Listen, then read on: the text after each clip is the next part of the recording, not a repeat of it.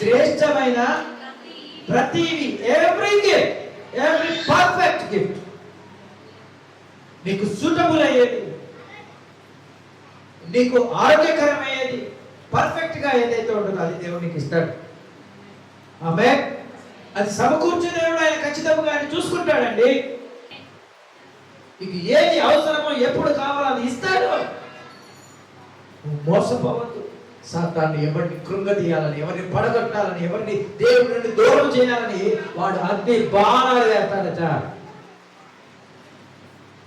తుదకు ప్రభు యొక్క మహాశక్తిని బట్టి ఆయన యందు బలవంతులై ఉండండి. Be strong in the lord.